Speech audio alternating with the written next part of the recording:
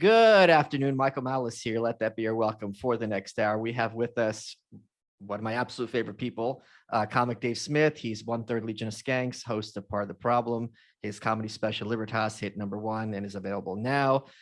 Dave is joining us. This is going to be a follow-up episode because last week I had Angela McArdle, who's the new chairman of the Libertarian Party. There was a Meacock takeover at Reno. Dave was there. And Dave, you were just telling me there's a reason that you're in a different location right now. Is that correct? Yes, as some people know, I got the germ at the takeover. So I've had COVID for the last 8 days or whatever it's been since I got back. So I'm in quarantine away from my wife and kids. So I think at this point, getting COVID is kind of a hipster thing because it's like so played out that it's like you bring it back because it's like so uncool. It's just really funny because that happened to some people in the audience might know. I have a friend who's a very failed podcaster named Tom Woods, and he got COVID at PorcFest. Right. And there's a lot of ideation, or not, I'm sorry, there's not a lot of ideation. That's not inaccurate, but there are certain people who believe COVID like doesn't exist. And if that is your mentality, you're guaranteed to be a libertarian. So at least libertarian on COVID. Yeah, that's right. Do you know who you got it from? No, I don't know. I mean, there were well over 1,000 people at that convention. I did 3 shows on Thursday that were all sold out, like 300 people at each show. I spoke at the Mises Caucus Bash. There were over 1,000 people there, and there's taking pictures and a lot of people I know and love. So a lot of hugs given and all that. I mean, it'd be like impossible to trace it, but a bunch of people got it, unfortunately. I'm saying this kind of tongue in cheek, but not. Is it true that Reno is like a real shithole? Well, it's kind of it. I've never been before this to Reno, but it's kind of like a mini Vegas, like there's like slot machines when you get off of the plane, like right there at your gate. There's like slot machines and shit, and there'd be like slot machines at bars so you can play while you're ordering a drink and stuff. It's very, it kind of feels like a bigger AC. How bad were your symptoms? I was pretty sick for like 3 days. I had like a fever that was a real bitch. And then after that, it was very mild. But I did, to your point, the last time I got COVID, this is my second go around with it. And the last time I got it, I got like a bunch of messages from people and stuff that were like, oh, I hope you're okay. You're in my thoughts and prayers and stuff. This time, none of that. I feel like the general like attitude toward COVID now is just kind of like, yeah, what? You got a fucking cold, dude. Stop bitching. I don't Attention know. Yeah, right. So has your sense of taste gone away? No, I didn't have anything like that. I didn't. My taste and smell was always fine. That's, to me, seems like obviously like the oddest symptom. Like I've had friends describe it. Like one of my friends, Kennedy, after she had it, she would be drinking water and it just tasted salty. And people are like, that's bizarre. This isn't salty. It's just you. And it's like, whoa, that's kind of crazy. Yeah. Yeah. Because aside from that, it's having a cold, which you're like, okay, I can wrap my head around that. I understand what it is to have a runny nose and a fever. I get that. But the losing 2 of your senses, that's pretty bizarre. So let's talk from your perspective what happened at the LP convention. As you had predicted both publicly and on this show, the Mises Caucus people had all the numbers. They ran the table. I saw a photo from Natalie. How do you pronounce her last name? I don't want to mispronounce it. I'm sorry, Natalie, either, but I know Natalie very well. She's great. I'm sorry. I should have looked it up. She had posted a photo on Twitter of Nicholas Sarwark holding his hands, his head in his hands. For those who don't know, Nicholas Sarwark was a very failed former Libertarian Party chair. He's absolutely not involved with the CIA or the government agencies in any way. He's completely above board and is a very reputable person who should be trusted in everything. Was that photo accurate? Was there like as the votes were coming in, like he's sitting there spurting out? Oh, I mean, worse than that. I mean, he was like jumping up to the microphone and raising objections and proposing motions and just had, is he still a member of does he have some power? He was a delegate. Okay. So he was one of the 1,000+ voting members. But I mean, the numbers were like overwhelmingly in our favor. So he'd propose something, 80% of the room would say no, it'd fail. He'd try again. At one point, I wasn't there for this, but at one point he it's all on video. He ran past someone and like very lightly bumped shoulders with them and started shrieking about how he had been assaulted and he wanted security to accompany him past this guy again, and that it was a coordinated attack. I mean, he melted down pretty bad, which is it was all so bizarre to me. I don't understand any of it. Like, once you saw that like 80% of the room was against you, you could just leave. Like, you don't have to do this to yourself. The whole thing was strange. That's also interesting because if, as someone as involved with Libertarian Party politics as he has been, I'm sure he was following, certainly more than me, but it's not at all a secret, this is all public information, how state after state apparatus was being captured by the delegates and I don't know if delegates the correct term, but members of the Mises Caucus, self-identified members of the Mises Caucus, right? So you're going to know, just like any Republican or Democrat going to their convention, who's voting for whom. It's not a surprise Biden is going to be the nominee going into the Democratic convention. Yeah, this was like showing up to the 2016 Republican National Convention to stop Trump. It's like this, it's over. Like, you've had all of the primaries, you've had all of the, this is all over. None of this, it's way too late if you wanted to do this. So you would at least know, well, like, I'm just going in to lose. I don't understand what the appeal of losing to us on this is, but he has made a sport out of losing to us and has done it many times over. Do you remember any of the motions that were they procedural, or were they things like we denounce racism, like bullshit like that? It was a lot of procedural stuff, letting more people into the debate, the chair debate. There's a certain threshold that you had to meet. Otherwise you don't get into the debate before they voted for chair. But there's a foregone conclusion that Angela was going to win. I mean, she had overwhelming support in the room. And no one, they have like these tokens that you vote for who gets into the debate. And no one besides her and her first opponent even came close. And then he's like, this is outrageous. We're silencing somebody. I pass a motion that we allow this Tony guy into the debate. And then like 90% of the room was like, no, we have no interest in hearing from him. The whole thing was ridiculous anyway. Like, everyone had already decided who they were going to support. Nothing was going to be changed. It was several things like that. I don't remember the other ones, but it was a bunch of things like that. It seemed like maybe he was just trying to stall for time. I don't know. It was very bizarre. It would make sense to me strategically to be like, this happens a lot. Like when the Republicans are playing smart, they'll force Democrats to vote on it. Like when one of my favorite things about Mitch McConnell, and there's very, very few, was when he tried to forced the vote in the Green New Deal. He's like, oh, okay, let's vote on this. And the Democrats just crap their pants and they just voted present, because he's like, okay, if you're for it, let's bring it to a vote. Let's have a debate. So it would make sense if Sarwark was like forcing members of the Mises Caucus to take votes on issues that publicly would make him look bad. So then he could say, look, I tried, they refused to denounce slavery. Like, these people, therefore these people for slavery. And that would make sense to me, but I wouldn't be surprised I'm losing. No, as I've said before, I truly deserve better enemies. There was no strategy like that involved at all. It wasn't like, oh man, he's boxing us in and making us go public on where we feel on this. It was just pathetic attempts to get something he could never get through, with no deeper strategy, which is really, it's been something that's been kind of fascinating to watch throughout the last couple years as we've like really taken over the entire Libertarian Party. And as you pointed out, it started with taking over state apparatuses and then taking over the National Party.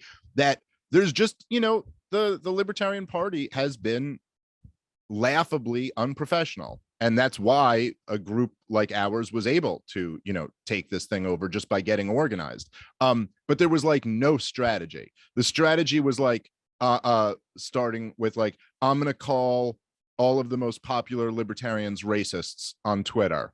And then you were like, well, that's going to like really upset the entire libertarian audience. And he was like, I haven't thought that far ahead. That was the level of strategy, and here we are.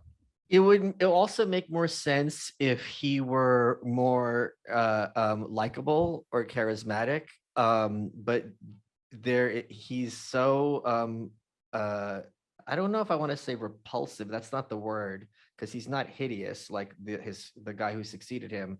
But there is this kind of like school principal vibe about him where it's just like no one wants to be your champion. Yeah, no, that's right. And this is part of the thing that like the reason why we were so successful up till now in this first phase of the mission, which was really to like recapture the Libertarian Party, was because if you go to any state, the Mises Caucus is in all 50 states, and there's enthusiastic members in every single one of them. It's just talk to a few of the people. It's the reason they're so into this is because they really believe in something. They're really galvanized behind this idea.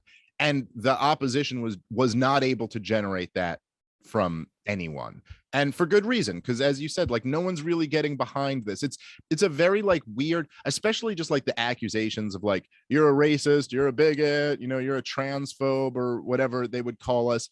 There's no, it's like with the broader woke movement, there's no heart in that, because no one really believes it.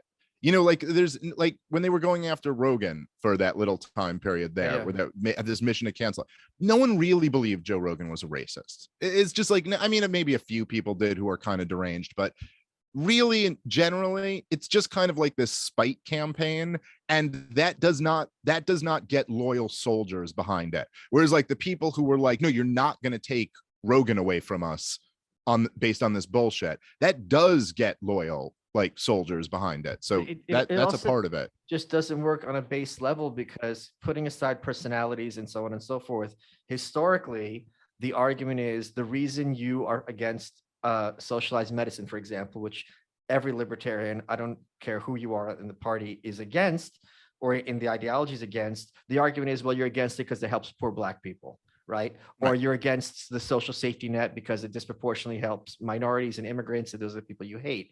So, and there's no way he doesn't know this. So if you're going to start, Ayn Rand on Donahue in 79 said, you don't fight an evil by adopting it and practicing it. Like if you're going to use this argument, which in certain contexts is perfectly legitimate, like if someone is out there being a bigot and basing their politics on bigotry, you and I would be like, okay, this is just DOA for me. But sure, if it's used in this way, where it's like what you're saying is because you're secretly motivated by closet bigotry, but that disproves all of libertarianism. Yeah, well, that's right. And many of them, I don't know if you've seen, but there's been like a few hit pieces that have been written on the Mises Caucus since all this has happened. And the Southern Poverty Law Center wrote a piece, and a few other. Can we talk the about? Nation. I feel I'm of two minds about this. I'm sorry to interrupt you with that SPLC thing. I looked at it and I'm like, I could have written such a better hit piece in like 10 minutes. I'm like, not only is it just poorly written, because it was literally like cut and paste, like a bunch of accusations, but I'm like, I know much more dirt than this, and it's not even that secret. And you really could have made a better case. You almost want to help them. It's hard to see somebody fail so hard and not be like, hey, dude, listen, this is the way you got to do this. Like, can I send you some clips? Can I send you the worst stuff that I've said? At least do that. Like, but regardless of any of that, I think it's a very good sign that all these like kind of all these outlets are attacking us. I think that's kind of that's an indication that you're over the target, and that's kind of what should be expected from us. Like, we should not expect the corporate press to treat us kindly, because they are our enemy, and they should recognize us as an enemy of them as well. But the fact that there were libertarians going to the Southern Poverty Law Center, going to the Nation, going to these when you're like, they are your enemy too. Like, that they have nothing but disdain for you.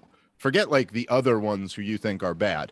It's very revealing. It's revealing about the character of a lot of those people, and it's, I think, revealing about how fundamentally unserious people they are, unserious about any of this liberty business. Guys, I love being able to promote Fume, because when I'm promoting Fume, I'm promoting you regaining control of your health. Fume is one of the best ways to help people quit smoking and vaping. A Fume is made of a 100% Canadian maple. They have these cores you stick in the end with plant oils, which help you curb cravings. Most importantly, it helps you deal with that hand-to-mouth habit that smokers have. That ritual aspect is very hard for people to quit. This is a great step in between. smoking and going cold turkey, which a lot of people can't handle. Smoking is expensive. It ruins your teeth. It makes your clothes smell, and it's trashy. Get control of your health by using Fume. They've helped over 50,000 people quit smoking. There's no smoke. There's no moving parts. It looks like a steampunk vape, and it's really, really cool.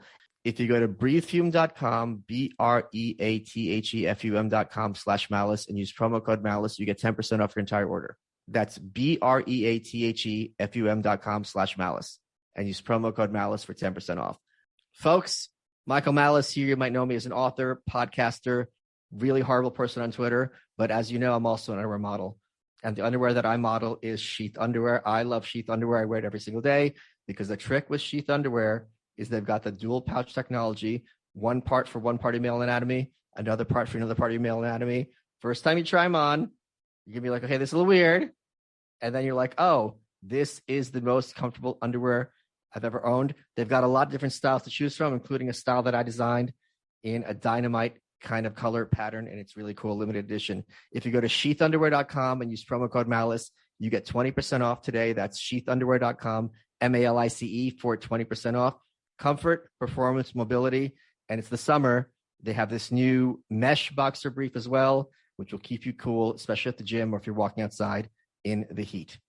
sheathunderwear.com/malice for 20% off. Let's get back to the show. I'm going to push back a little bit and about one specific article. I was I wouldn't say very. I was quite upset when I saw Brian Doherty's piece in Reason about this. I have Brian on a pedestal. I haven't talked to him in years. His book, Radicals for Capitalism, is superb. It's a history of the modern libertarian movement. I'm 99% sure Andrea Rich and Howie Rich funded it for him to have the time to produce it. Brian's work is excellent. He also wrote a book on Burning Man. He is smart, he's informed, he's educated. And for him to write this piece and be like, oh, these guys, now it's one thing to be like, okay, these guys are accused of racism, which is accurate. Like that is accurate reporting. But the evidence he had is there was like one tweet from either the LP for like Libertarian Party of Texas that they deleted on Martin Luther King Day. I don't remember it. I'm going to assume it was full-blown racist for the sake of argument. But it's like, if you're going to present that, I expect better from you. And I expect better because I didn't even want to get into this dirty mess, but Brian has himself had some really nasty allegations made against him publicly. So he knows personally what it's like to be accused of really horrible things without much evidence. So I that one really got to me. Yeah, so I basically feel the same way you do. I mean, there's several things about Brian Doherty's career that I really respect. I think he's smart and has written a couple great books and is in general like a good writer. Me and him had messaged. By the way, hold on, I interrupted you. I just forgot. Go I got him to sign my copy of his book to my N-word, Michael Malice. And he really? Yes, I have it. Well, if you could send me a snap. I'm not going to do that because I think Brian's terrific. Yeah. No, of course not. You will just talk about it on your podcast with hundreds of thousands of people listening. But we're not going to send a picture around. No, but so me and him had been direct messaging on Twitter a bit, and he asked if he could talk to me for this piece he was writing. And I'll give him the out on this because we messaged back and forth a couple times, and I think the last time he got back to me and I didn't get back to him. It was just like a busy weekend. I was leaving to go to this whole thing. So I'll give him a pass on that. Although I do, I kind of feel like he should have made sure to talk to me about this. I'd be a pretty relevant person to discuss all of this with. And I told him I was happy to. I think that, it was very disappointing. And I think just dirty that he put the accusation of racism in the subtitle of the piece. That might not have been him.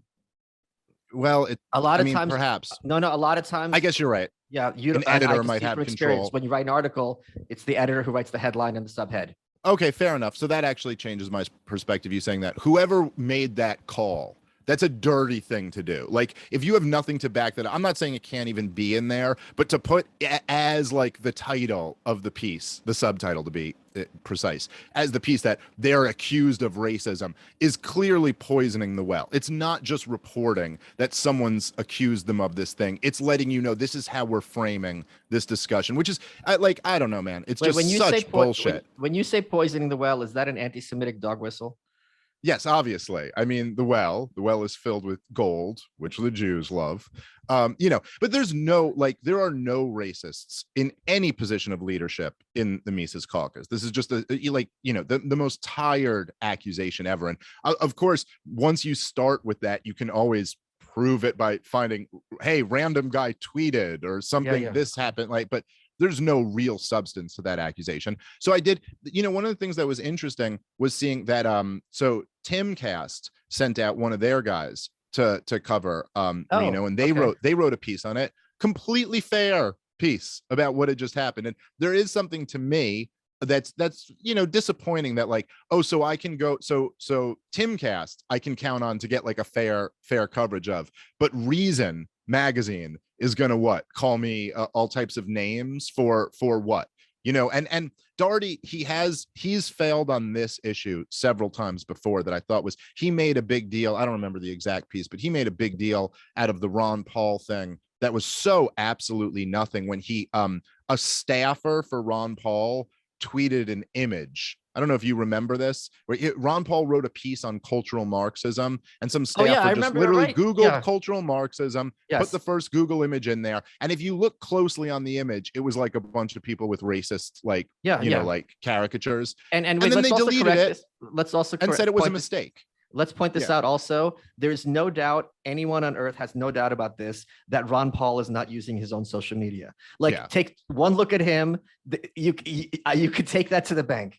Yes, this country doctor from rural Texas who's pushing 90 is not tweeting himself. And then they deleted the tweet, and hours later deleted the tweet and acknowledged it and went, hey, that was a mistake by a staffer, we apologize, shouldn't have happened. So I mean, that's as much of a non-story, and he wrote a piece about that and made hay out of it. And that's, to me, that just stuff like that, you're like, so you really want to play this game? This is the path that you want to go down, kind of, as you pointed out before. This will be weaponized and turned on any libertarian for any libertarian view that you have. This was your response to Joe Jorgensen's anti-racist tweet when you were like, oh, where are you guys on freedom of association? Any comment? Exactly. So there's 50 different policies that you have. We just rattled off association and healthcare here, but there's 50 different policies you have that if you want to play this game where we're going to assume the worst possible interpretation of what your views are with this, rather than just assuming the most generous interpretation, which with the Ron Paul thing would be, they accidentally tweeted out an image and then deleted it. You could ask the people. That's the thing. There's no need to assume. Ron Paul exactly said, he said, okay, are you against healthcare because you want, poor people who are disproportionate people of color to get sick and die? No, and here's why that wouldn't happen. Yeah. That's right. And the other thing that's interesting, because Brian wrote a book about Ron Paul called Ron Paul Revolution, and it was published in 2012, I believe. A very good book. Yeah, but what was interesting and funny about that book is that they had to get it to press before the campaign was over. So it's I think it was going up to Iowa, and he's like, well, whatever happens with this campaign, this is a big deal. And it's just maybe you could have waited. Yeah, that was a pretty big one. Yeah. But anyway, I also think that there's the truth is that I think that a lot of people in the libertarian world in general have been far too complacent and far too comfortable to just be kind of like that age old what's the old conservative thing? I think it might have been a Buckley quote, but it's the idea of standing in the way of history and saying that was Dave, it's even worse than you think. This was literally, Reason's slogan is free minds, free markets. Great slogan. This was National Review's slogan. Standing athwart history, yelling stop. It's stop. It's your kids are getting killed in school. Your adult kids are getting sent overseas to be slaughtered for oil. You're locked in your home. Your children are getting pumped full of vaccines. Your money's being destroyed by inflation. Stop. Oh, cool story, bro. It doesn't even sound like you're not even yelling stop. You're going stop. Stop. If you wouldn't mind. It's fine. Don't worry about it. That kind of attitude where it's well, our job is to be over here in the corner on this little perch, and we have, you know, enough jobs here. We're like, oh, you can make 75K a year and you can make 100K a year, and like we all have a little job in the libertarian world, and we'll just sit here and tell people about how we're like 100% consistent and correct on all these issues, and just be quiet, not really ever get in the way of what's going on over here. And by that, I don't even mean like really politically getting in the way. I just mean like culturally being a force that kind of like can actually shape things. And when a new group that's young, much younger than the kind of established libertarian world, and much louder and much more brazen, comes along and is like, screw that, we're taking over and we're actually going to do something with this, I think there is a tendency for a lot of people to be rubbed the wrong way by that. And that's kind of, I think, a lot of what has been happening here. And the fact is that we don't, and then to the other organizations like the SPLC and the Nation and all the other hit pieces that have come out, the truth is that what the Mises Caucus has is very much the attitude that you captured in The New Right. And I think that The New Right has been a very influential book on a lot of people in our world, is that the attitude is that we are not, like, all of these accusations that progressives lob about what a horrible person you are for not being a progressive, we laugh all of them off, kind of taunt them, and don't care. And that is perceived by a lot of this old guard as like, but you're not letting them know that you don't care. You're not insisting all day long that you're not actually racist. So maybe they're right about you or something, whereas that's just not what's going on here. Folks, I want to take a second to talk to you about Omaha Steaks. Omaha Steaks did a very smart thing. They send me a bunch of their steaks and we cook them up, and I can tell you they are yummy, yummy in my tummy. And here's a little gift-giving wisdom from them. Dads want steaks, and Father's Day is around the corner. There isn't a better gift than Omaha Steaks. You can visit omahasteaks.com, type Malice in the search bar, and order the Dads Want Steaks package for just $99. This limited time package includes 16 mouth-watering entrees he's guaranteed to love, like smoky, tender, bacon-wrapped filet mignons, which is what I had. They're really good. Gourmet jumbo franks, and their air-chilled boneless chicken breasts. I had those as well. And as a special gift for you guys, when you type Malice in the search bar and order the Dads Want Steaks package, you get also 8 free Omaha Steaks burgers.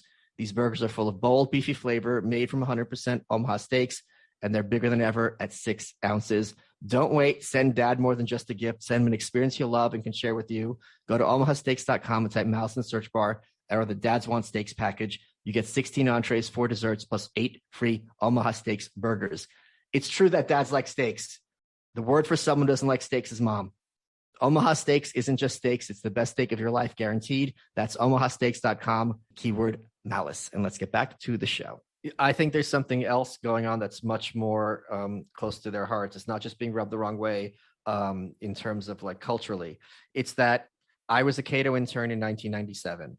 If in 1990, which is like before the internet was really a thing, if in 1997 I'm a big donor and I want to fight for libertarian ideals, where am I going to put my money? I'm going to put it to Cato. I'm going to put it to Reason. Like those are the only games in town. And they did have a lot to show for it in terms of popularizing these ideas, making the term libertarian more of a household name, bringing some ideas to the mainstream. Drug legalization, the work they do on licensing, I think is just absolutely superb, and how that hurts poor people. Why is someone getting fined for braiding somebody else's hair? This is a great way to get someone out of poverty when they're not highly educated, and those are the people kind of fall between the cracks. We don't want them on welfare. We want them to be independent and have self-esteem and disposable income. So that stuff is just, they have to take credit for that, and they're just really great at it.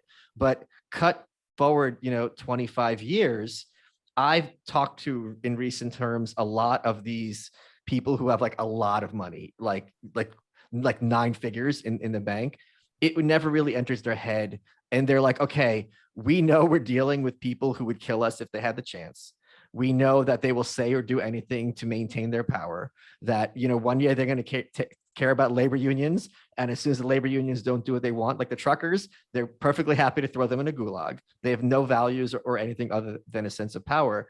It never enters their head that we're going to give money to Reason or Cato. And this is a very big threat, because if I'm a not-for-profit, Reason's the Reason Foundation, Cato is also 501c3, I have to show ROI, return on investment. I have to show my donor, okay, because you gave me this money, I was able to do X, Y, and Z, right? Cato has had a very big, nice Milton Friedman auditorium built. They had speakers there, so on and so forth. You don't need that now. You couldn't do that even during COVID. They would publish white papers that had no effect on Congress and legislation. That's pretty much obvious. And the people are oftentimes more interested, as you're showing, in fighting harder core libertarians, which align much more with these independent cultural disruptors than these kind of corporate milquetoast libertarians do. So this is a real existential threat to them. The fact that you and I, and even very failed podcaster Tom Woods, all of us, our podcast, go to chartable.com, all of our podcasts do far better than Reason's podcast. It's like, okay, why am I giving money to these people? At the very least, because their argument is if you're more moderate or if you're less controversial, you're less aggressive, you're going to reach a bigger audience. You're not going to alienate people or offend people. That is a very coherent, reasonable hypothesis. That's not what the data shows. And this is a big problem for them. It's like, why am I funding a not profitable podcast or magazine when these guys who don't have any bank behind them are drawing bigger numbers and they don't even need my help to begin with? Yeah, I'd go even further than say, not only is it a reasonable hypothesis, I think it was correct in 1996. Yeah, it's just we're not living in 1996 anymore. We're living in a drastically different time. And that's been interesting to see the inability from a lot of these people to adjust to like the new world that we're living in.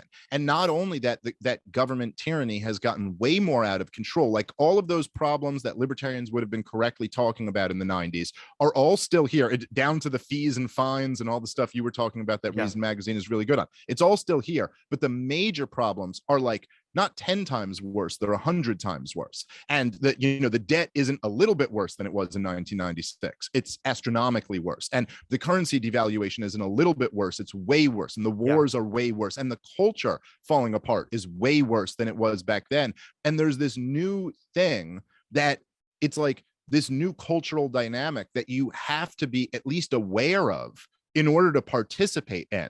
And so many times this is what I've seen from that old guard in the libertarian establishment, that it's like, they'll be talking about things today that are like, are you unaware of what's going on? Like this nation is on the verge of collapse. And you're talking about things the same way you would have 20, 30 years ago. If you're not adjusting to that, it's just bonkers. I mean, I remember watching Joe Jorgensen give a speech in like May of 2020. And she was giving a speech about the centralization of power versus decentralization and why central planning doesn't work. And you're like, the people are outdoors in front of you with masks on their face, looking horrified and traumatized because the craziest 3 months of their lives has just happened. And you don't want to just spend your whole talk on that. You're like, what are you talking, these abstract ideas? Like, which by the way, I agree with. The abstract ideas, like you're right about them, but holy shit, talk about being disconnected from the reality right in front of you. And at the same, it's like all these things, there's so much of a lot of libertarians, when there were people who were in the libertarian world who got on board with Trump, they would just be like their response to it, a very autistic libertarian thing to do. They'd be like, but look how bad he is on trade. Oh, I guess you don't care about this, or pick some issue that he's bad on. And you're like, dude, it has nothing to do with that. There's the fight of our lives on right now. And this side seems to be fighting. So people want to get on board. Like, let me at least engage in this. It's like, yeah, dude, you can sit here and talk to me all day long about the follies of central planning. I'm not allowed to say that on my college campus without a brick being thrown at my head. So that's more important to me right now, is dealing with the guy throwing the brick. What are we doing to like take on that guy? Because then we can get back to having this conversation. And like, that's what's been missing in the libertarian world. Like any sense of like, we have to engage in this cultural battle. And that doesn't mean we have to jump on the right side of it. I think that the way someone like you have engaged in this cultural battle is a more profound way to do it. It's like you go into these areas like on the cultural like forefront and present something different. Like you present like the national divorce. You present like these ideas of like, look, here's the answer to this. Here's how you defuse this situation. You don't even like take the brick out of the guy's hand. You go over there in your brick throwing, area, and you guys can have a completely progressive society. And we're going to be over here in an area where we can talk about ideas. Like we should be kind of rising above it and having something different to offer. But you can't just be like, well, my answer is to lock myself in my Cato office and keep talking about how immigration would improve GDP. And I'll speak even more to that with their outdated model. Henry Ford, I don't know if this is true, but this is like ascribed to him, once supposedly said that if he was asked what the public what they wanted, they would have said a faster horse, right? Yeah, I love that quote. Right. So, and it also speaks to this idea of when Roger Ailes, who is certainly not a hero, or certainly at the very least a very mixed human being, when he was trying to create Fox, I think it was like the early 80s. And the idea was like, okay, we're going to do a conservative alternative to CNN. He goes, no, I'm going to beat CNN. And he did it. And the fact that he did it is still causing them to have strokes, because it's not supposed to be possible that you're going to be number one. You're supposed to be like the Babylon Bee compared to the Onion, which I think the Babylon Bee is actually in some metrics being the Onion, but that's not that. And in their vision, their idea of a win is if like Catherine Manger Ward is on Bill Maher like once, and they could applaud about it, or like Gary Johnson gets to be on Meet the Press once. My model is I want to beat Bill Maher. I want to create an alternative space for ideas that is going to be bigger, where our ideas are front and center, and where that is the fringe idea. And they are still thinking about the faster horse because they're still spent decades in that framework where they're coming in third place in a two-man race. So, and the thing is, if you are at Reason, it behooves you to kind of maintain this status quo, because otherwise you bring nothing to the table. You're persona non grata. Yeah, it's a tough thing to accept that what you've invested your entire career into is now kind of a defunct model that is unnecessary anymore. That's tough. So I can understand that. I also think that there's this element, which me and you have discussed before, where there's a very ingrained belief, and I think sometimes an unexamined belief, like they don't even really consciously think about this, but the belief is that you can only, like, if you need to go on Bill Maher's show, right, or you need to go on these shows in order to succeed, and you can only offend those people so much, or you're doomed. So we have to always make sure that anyone who might be offending those people is not, leading the charge, even if it means compromising your own beliefs, or just shutting up about your own beliefs, or claiming to believe things that are outside the scope of libertarianism that just make them feel better. Which, like, I'm not against trying to win everybody over, but if there's ever like a conflict between believing in what we actually believe in and pissing some people off, then 10 out of 10 times we have to stick with what we believe in, because otherwise there's no point to this whole project anyway. I mean, and so you see this a lot, where you would have a lot of libertarians at Cato, at Reason, all and of the former regime in the Libertarian Party, who during lockdowns would be talking about how you really should socially distance, how you really should stay away from other people. It's this kind of like way to signal to the establishment that don't like come at me with all the names. I'll do your bidding up to this level. Wait, hold on. You know what they're signaling? Ahead. We are not a threat to you. Yes. That's right. And so whereas we now, as I've said before, I think that there is something that's plausible about this idea, this hypothesis that might have been true in the 90s and stuff, where they go, well, look, if they view us as a threat, they're going to call us every name in the book. And then everybody's going to think we're every name in the book. And also silence and we'll never have any chance. Yes, and that's it. And they had the power. If you have only like 5 TV channels and there's no internet, they can like be completely squeezed out. That's true. Yes, that's true. And to some degree, they can still squeeze people out with like censorship online and stuff. So it's not that there's no threat of that. But the flip side to that, which I think is much more the way I look at things, and kind of like the Mises Caucus energy, is that we go, well, look, if we're ever successful in any meaningful way, just meaning like we're a cultural force, we're persuading a lot more people. Instead of having 1 million libertarians in the country, now we're looking at having like 20 million libertarians in the country, because so many people are interested in these ideas. If we ever get to that point, it's a guarantee that we're going to get called every dirty name in the book. Because that's the corporate press is there to do the bidding of the state. If anyone's ever a threat to the state, they're going to use the playbook that they have. And if you accept that, then you go, okay, well then if we're allergic to being called these names, we might as well just not embark in this project at all, because it's a guarantee if we're ever successful, we will have these arrows pointed at us. So we better get comfortable with that pretty quickly. and be able to adjust to it. And honestly, who cares? Welcome it in a sense. Ann Coulter had this great line in one of her books. I think it was in Adios America. She goes, "Attention Republicans, if the New York Times isn't calling you racist, you're losing." Yeah. And that's exactly right. Absolutely spot on. Correct. Hey guys, Your Welcome is brought to you by Progressive Insurance. Now, most of you listening right now are probably multitasking. Yep. While you're listening to me talk, you're probably also driving, cleaning, exercising, maybe in grocery shopping. But if you're not in some kind of moving vehicle, there's something else you could be doing right now, getting an auto quote from Progressive Insurance. It's easy. You could save money by doing it right from your phone.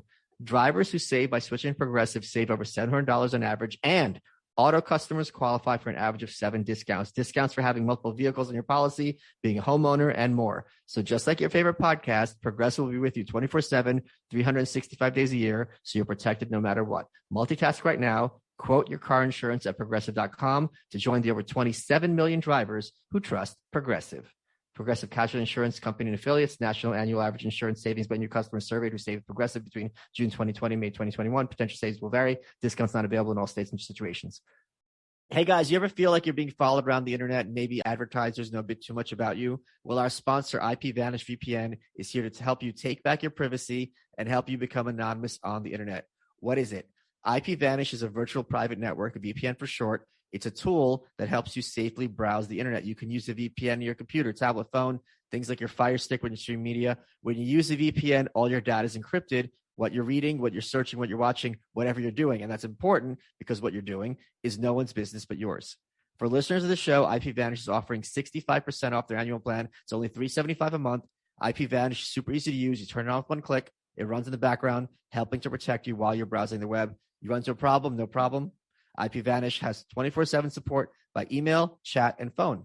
Go to ipvanish.com/malice and use promo code malice. That's MALICE to claim your 65% off savings. Their annual plan is just $44.99 for the first year with our exclusive discount. This is the time to sign up. With our discount and their current promotion, you get a VPN for 65% off the usual offering. And IPVanish is the best of the best. They've got a 4.7 out of 5 on Trustpilot with over 6,000 reviews. Remember, it's ipvanish.com/malice to get the deal and start protecting yourself online. Let's get back to the show. The other thing is what I don't think they appreciate. This also speaks to their model versus the Ron Paul model. And again, Ron Paul isn't some, wet behind the ears college freshman on 4chan who doesn't give a F. He's a very old man who is oblivious to many things, as all people are at that age. And I'm specifically thinking of, I remember a long time, the model was, let's talk about marijuana decriminalization, medical marijuana, so on and so forth. We don't want to talk about the harder core stuff that alienates people. And I remember very vividly, and the clip is still on YouTube, Ron Paul was asked during a presidential debate, a Republican presidential debate, the home of social conservatism. In South Carolina. Was it South Carolina? Okay, South Carolina, not exactly, an urbane, live your San Francisco, do what you want city. And he was asked about legalizing heroin, and his typical Ron Paul fashion, he goes, does anyone here in this room think, I can't do the voice, like, oh, if it was legal tomorrow, oh, give me heroin, I'm going to put it in my veins. And he, like, just the absurdity of that. And the audience applauded. Yeah. And if you're intellectually consistent and honest, even if people agree, you can't help but concede. It's like, okay, like he's obvious, because that whole argument about like, oh, libertarians are just Republicans who want to smoke pot. I don't think most libertarians I know are pot smokers, to be honest. They're much more interested in like eating paleo and raw milk and all this other stuff. But it's like, if you go with the heroin thing, it's going to be really hard to be like, oh, you guys just Republicans who are on heroin. They're not on heroin. Yeah, well, that's right. And I think there's two things that I'd say to that. Okay. Number one, and I think probably you've experienced this, and probably people who have just watched you on a lot of shows. I mean, shows other than your show, like when you'll go on with guys who are like, that more conservative leaning or whatever, or not, and you're presenting your ideas. It's often not the ideas that they agree with that are most persuasive. It's the ones they disagree with the most, which is kind of counterintuitive. But what happens is that you'll take a position that sounds kind of crazy to them. You're unflinching in it. You do not back down. This is my position, how I feel. And here's a really strong argument for why I feel that way. And those are the most powerful moments, because you're taking a position that's clearly like people can just kind of smell out it would be safer for you to not take this position. Yeah. You're only taking it because you believe so damn much in what you're saying. And then you back it up with a really solid argument. And that goes, that like instinctually, it draws people to you. They go, oh, okay, this guy believes in what he's saying so much that even if it takes him into an unpopular area, even if it takes him into an area that could turn this host against him and crash this whole interview down, he's like, I don't care because I believe it that much. And here's why. I'll explain it to you. And oh, that's a good explanation. So that's number one. If you give up on that, you're giving up on one of your most powerful tools, which is demonstrating to people that like, even when this takes me into an unpopular area, I still stand by my principles. And number two, the other thing I just got to have one sentence. Go ahead. Every week I'm on Glenn Beck now, and every chance I get, I'm bashing the Constitution, to your point. Yeah. And Glenn loves it.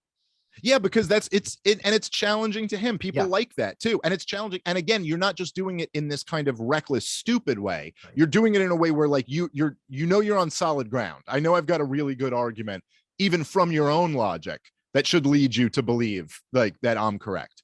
But the other thing is that, and this is what I mean about having your finger on the pulse to some degree, is that there's a reason why right now it makes a lot more sense to be completely unapologetic about our most extreme views, because the country is in an extremist moment right now. Yeah. And the reason for that is because the establishment is failing. It is failing regular people all throughout the country. Dude, I mean, the price of housing over here where I live over the last year and a half is up $150,000 a house. This is destroying people. Like, you know, like for me, it's annoying, but like it's destroying regular families. Gas going up to $5.50 a gallon out here is destroying regular families.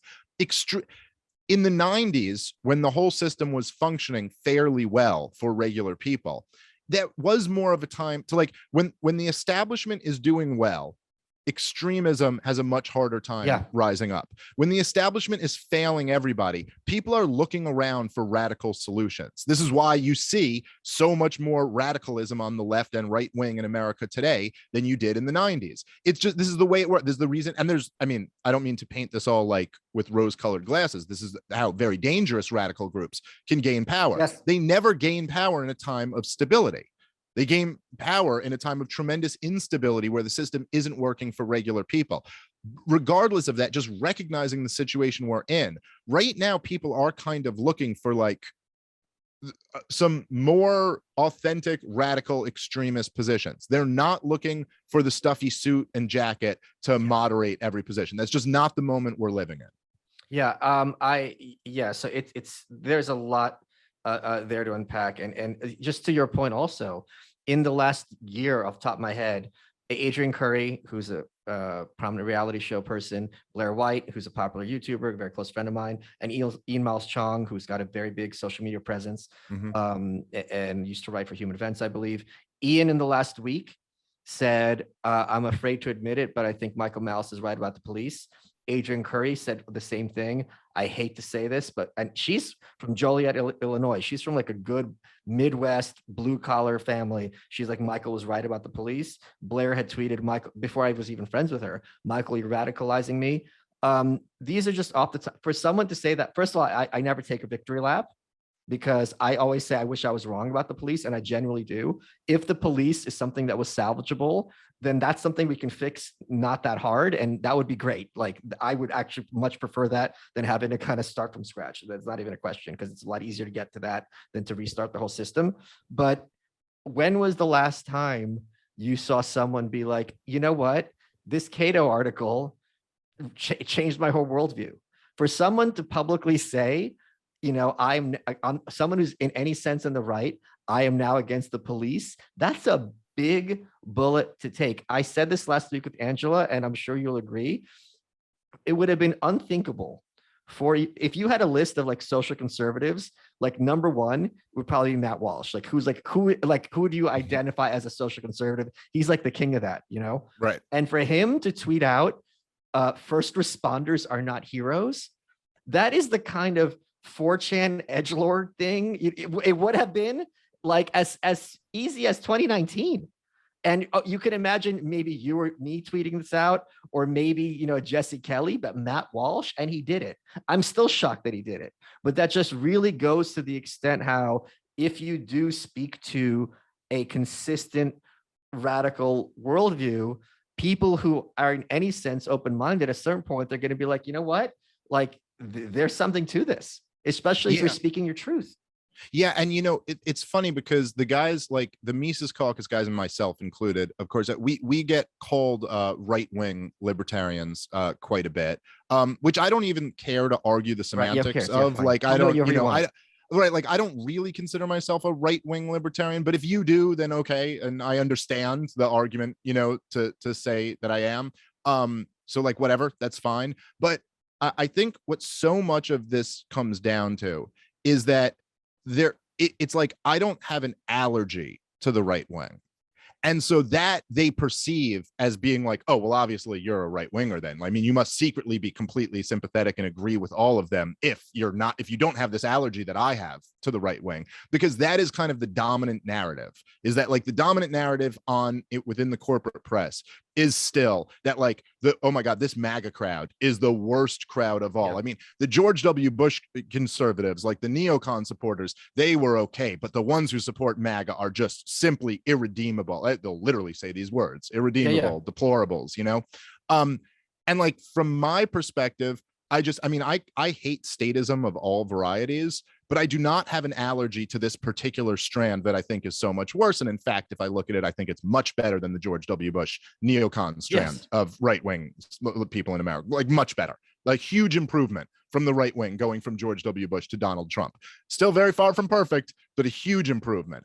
And like, so that is this weird thing that I really think libertarians need to shake off. We need to always shake off following in line with the like corporate press progressive orthodoxies. They are designed for us to not win. So we're not accepting the rules that are designed for us to not win. And one of the things me and you over the last 2 years that we've podcasted a lot, and one of the things we talk about all the time is like, yeah, look, it's amazing the fertile ground that exists on the right wing in America today. And anyone who supports liberty would be insane to not engage with that. You now have a situation where it is no longer taboo to talk about how cops are your enemies, how all the 3-letter organizations are your enemies, and the military industrial complex is your enemy. And them all going woke has helped a lot with that. But it's also just things like this, like what really helped recently was this school shooting where the cops are, it's just, we have videotape.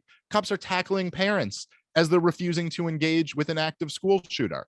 I mean, that's so powerful. And then you mix that with someone like you making these really powerful arguments, and there's a really big opportunity to wake up a lot of people. Now, I also think there's fertile ground in the left half of America, because you do see these big movements of people that are now called right wingers, but are really disaffected left-wingers. I think Rogan represents that, and Glenn Greenwald and Tim Pool and a lot of these people. They may call them all right-wingers now, but these are all people who came from the left who are just like, well, we think this whole thing is insane. But I think you'd be crazy to not engage with any of those groups. Folks, bad sleep, eye strain, headaches. We sit all day looking at our screens. It messes up our function. I spend way too much time on Twitter, as all of you know, and this affects everyone. Blue Blocks glasses are part of the solution. BLUBLOX. They've got 3 different kinds of glasses to help you in 3 different ways. They've got computer glasses. You can use them during the day when working with screens or under artificial light. Light sensitivity glasses for when you're working with screens or under artificial light as well. And also blue light blocking glasses for sleep. You put them on before sleep, 2 to 3 hours, and you get more sleep hormones to help you aid with better sleep. They're made in optics laboratories in Australia. They're not mass produced in factories in Asia. They've got a bunch of stylish frames. You feature them in GQ and Vogue. They're backed by science, tests to ensure that they work, unlike some other blue light glasses companies. They're more expensive than other brands, but they're worth the extra investments because the other brands don't work. Why spend money if it's not going to do anything? And they feel pretty cool. Blue Blocks glasses come in prescription, non-prescription, reading options for us old people. Ship worldwide in rapid time, easy returns and exchanges. They've got a bunch of other amazing products like low blue light bulbs and 100% blackout sleep masks, all backed by science. Trust the science, people. We've been hearing this for a long time, but Blue Blocks actually means it. Go to blueblocks.com/you're welcome and use coupon code welcome to save 50% off. That's BLUBLOX.com/you're welcome. Use coupon code welcome to save 50% off. Less eye strain, better sleep. You'll be thanking me. There's been scandal on planet Earth ever since Adam and Eve went apple picking. I'm Tom Zenner, creator and co-host of the 1 Degree of Scandalous podcast. My co-host is the world's foremost authority on what can happen when you're caught up in the epicenter of a salacious scandal, since he was involved in the biggest scandal of all time. Well, okay, yes, Tom, I am Kato Kalin, America's favorite house guest, and guess what? I can finally afford to live on my own couch. You know, my life is so much less complicated, I've noticed. You know, Tom and I can't wait to take you inside every major scandal that's happened in the past 50 years or so, and get the juicy details from the people who, just like me, had their world turned upside down.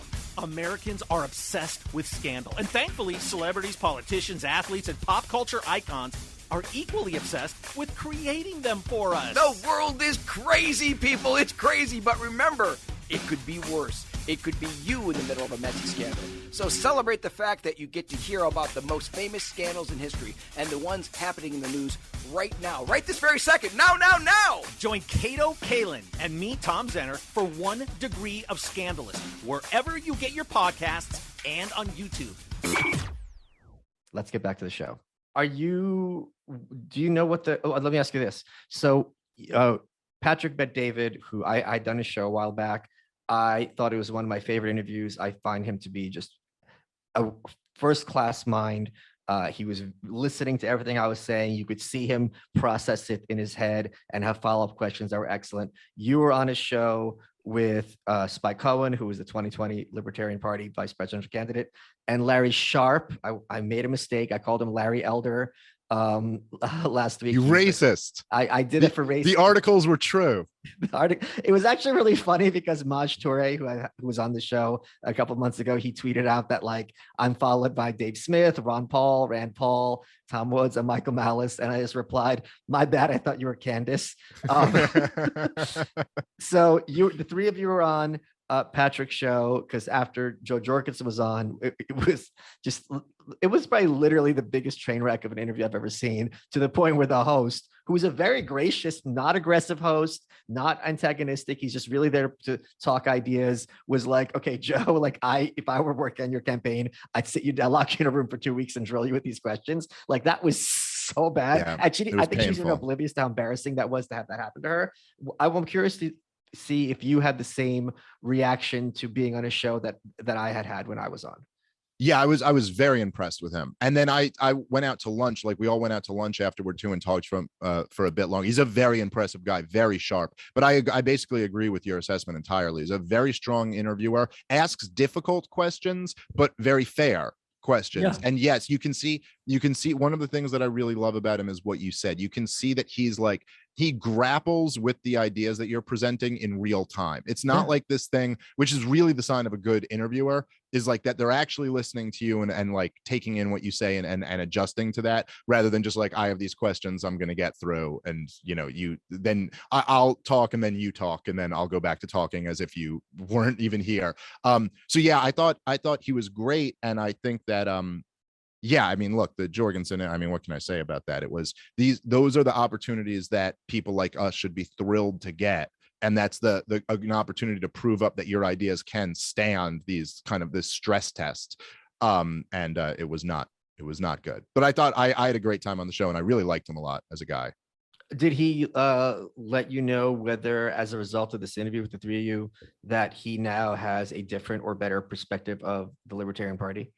Well, he didn't say that exactly, but he kind of demonstrated that in everything he was talking about. So he was just talking a lot about like what our plans are and what the future is going to hold. And, oh, here's an idea. Here's what I think you guys should be doing. Here's that, like he had a lot of advice to give. And I didn't feel like he would be giving that advice if he wasn't at least somewhat intrigued by what we were doing. But no, he didn't tell me he's going to give me $10 million or nothing like that. So we'll see. And he's got it. Is he super loaded? Oh yeah. He started he's a business guy. He started like a securities company and grew it to like a huge company. That was his start. He was a Wall Street guy. This is just so funny how in many ways we're oblivious to certain things. Like, in Reno, like you're the rock star in the room, but like most places, like who cares who's this guy, right? It's same with me. Yep. I had a party at my house for just like, I'm trying to make this kind of a nexus for like influential people. Just everyone should know each other. And someone asked if they could bring a person, and I said sure, and they came over. And after they left, I found out they were a billionaire. And it's just like, oh, I had no idea. And I wasn't even nice. I didn't like introduce myself. I'm such just a miserable ass that I'm never like, oh, welcome to my house. I'm just like, who is this person? I don't even care. So yeah, well, that's your charm.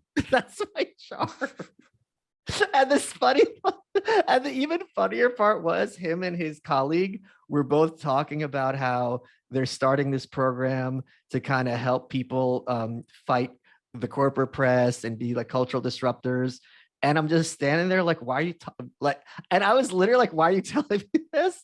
And because I thought they were pitching for people who they're sponsoring to have on my show as guests. And I'm like, I don't want to be talking about this in my house at this event. And then later it turns out like they were like offering their assistance to me, but my head is too far up. My gigantic head is too far up my own ass. You're like, I guess I could cut you a check. All right, I'll see you later. Like, well, all right. It was so bad. So yeah, I really am like, this is real life, if people wonder. What are the next steps with regards to the LP? Well, I think there's several, and it might be hard to lay all of them out right now, but I think that now that the Libertarian Party is a home for libertarians that aren't going to make others cringe if they were introduced to them, or I should say is being run by people who aren't going to make others cringe, that there's a lot more to be done to just engage throughout the culture with different communities, the Bitcoin community, the Second Amendment community, the homeschool community. Oh yeah. And most important to me is like, as you were saying, when you talk about you kind of having influence over these other influencers, I think the world of influencers is very important to kind of like show them like, okay, look, there's been this big shakeup. Whatever your preconceptions about the Libertarian Party are, well, that's all over, because now it's like the Dave Smith and Michael Malice people are the ones who are like running that there. Like all the people who love what we're doing, they're the ones who are in charge over there now. And I think this is a great opportunity to get a lot of influential people to give us a second look. And like my concern has always been like I'm the same as you, like in my purest heart of hearts. I hate politics and I want no part of politics. But I think this is like a very powerful tool for engaging with the culture and promoting our ideas. It's something that becomes kind of like a hub that's like, oh, okay, this is where all the excitement is. This is like kind of a home base in a sense. And then this allows us to kind of springboard our ideas from there. So that's the stuff that gets me the most excited. I have personal news that I'm actually really excited about, and I'm happy to tell you.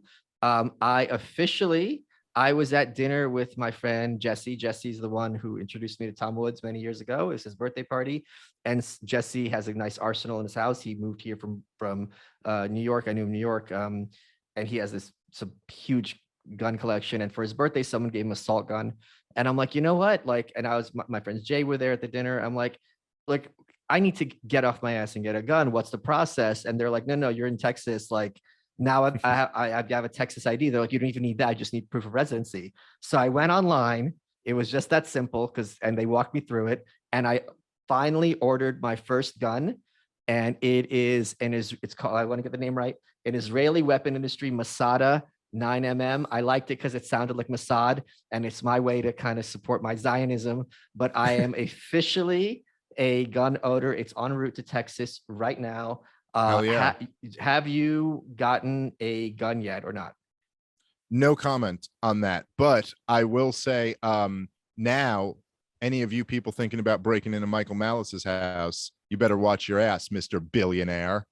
Your billions won't save you trying to come to Michael Malice's party now. Oh, you just got Mossaded. Yeah, I'm really excited. And actually, this is the one thing. I went on Twitter, I posted this. If you have an opinion about ice cream, a TV show, music, you're going to have the people who are like, actually, and they're just going to, and guns, I'm sure everyone's is a very contentious issue. Gun freaks have their own opinions. I'd say like literally there were like 1,000 or 500 supportive comments, like you made a good choice. Like 2 or 3 were like, that's a mistake, but it's actually considered a very solid gun. So I was very happy because I was trying to be hipster about it, but they're like, no, this is a good choice. Oh, very good. So look at that. You're in the club and you're doing good. Yeah, and now I got to get my driver's license, and then I've got like the trifecta. So, yeah, but even without a driver's license, I mean, you could carjack someone, take their car with that sweet ass gun you got. yeah, but I wouldn't know how to fine. drive it. Wow, you'll figure it out. Anyone gets in your way, shoot at them. You'll be fine. I'll figure the it out gun, 'cause the I'm gun is I'm- what's important. I'll figure it out because I'm a dude, but it still would be good to kind of learn how to parallel park and make that 3/4 turn, which I think people do. Yeah, that they do. I've seen them do that. Do you know how to that does seem drive? important. Not yet, but the end of this year, that's my plan, is to start driving. Look at me and you growing up, becoming some real Gentiles. Shut it down. You must. This is kind of a silly question, but I still am curious. What was your like emotional reaction in Reno when you saw win after win after win, and these were your people? It was, yeah, man, it was a beautiful thing, man. It was a really like incredible weekend. I was nervous going in, even though I knew, like it looked very good and that we had the numbers and all of this, but I was, I put a lot of my credibility on the line for this. And so I was well aware that I was like, man, if we lose, I'm going to look like an asshole. So I really don't want to do that. And also, for the movement and everything like that, but primarily not looking like an asshole. And then I was, and freedom in our lifetime and all that crap.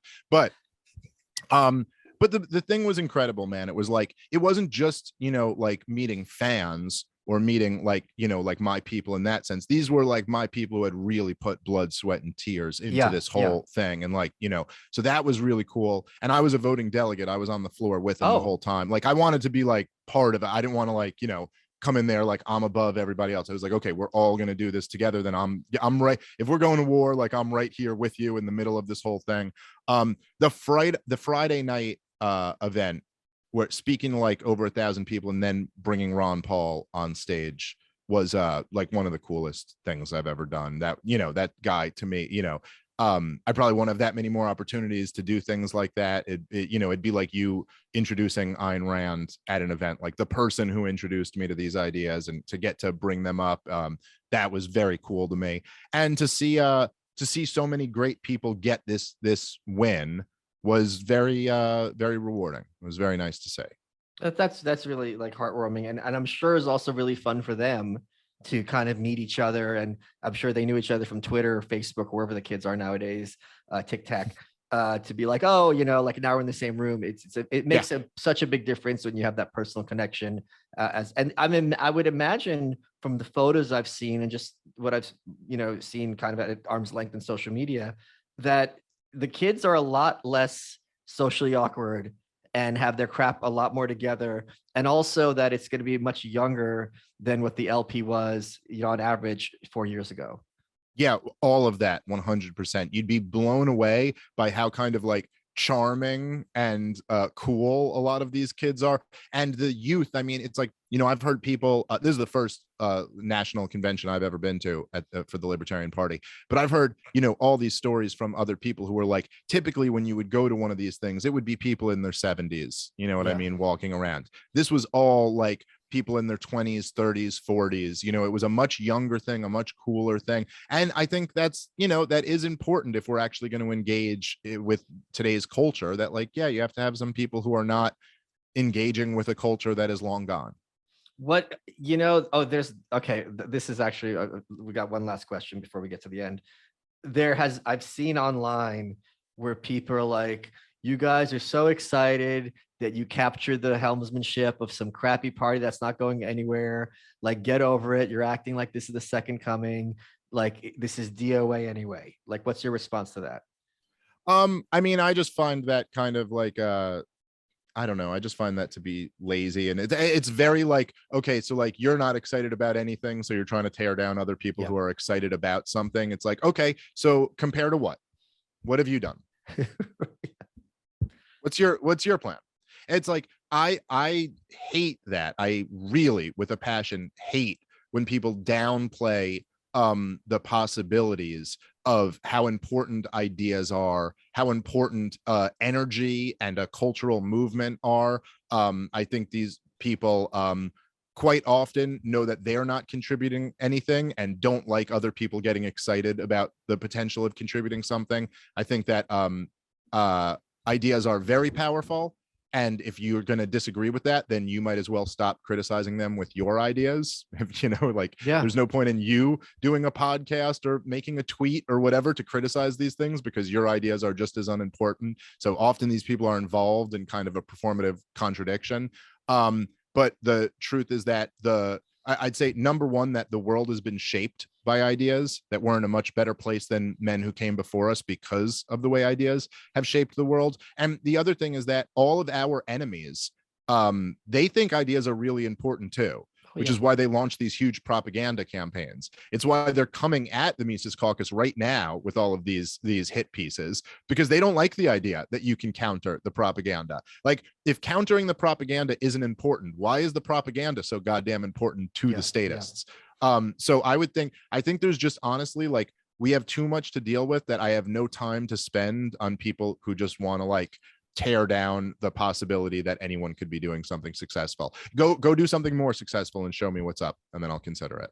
Yeah. There's a lot to unpack here. I'm sure we'll be discussing it in the coming weeks and months. Dave, we're running out of time. What has been your favorite part of this interview?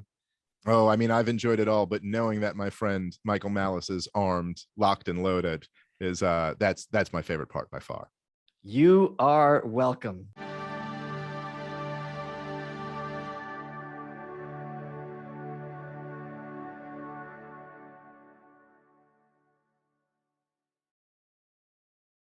Guys, we got a different kind of sponsor for this episode, the Jordan Harbinger Show. It's a podcast you should definitely check out since you're a fan of high quality, fascinating podcasts hosted by interesting people, i.e. the exact opposite of this show. The show covers such a wide variety of topics through weekly interviews with heavy-hitting guests. There's a ton of episodes you find interesting. If you're a fan, you can check it out. There's an episode for everyone, no matter what you're into. He's got a lot of cool guests. Like one week, he's talking to a hostage negotiator from the FBI. Another week, he's talking to a cinematographer who discovered Lost City in the Jungle. Something for everyone.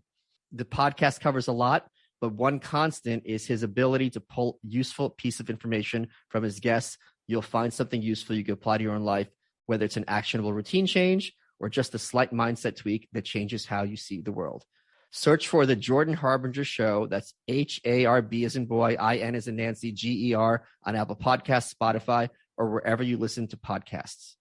Here's the URL, jordanharbinger.com/subscribe.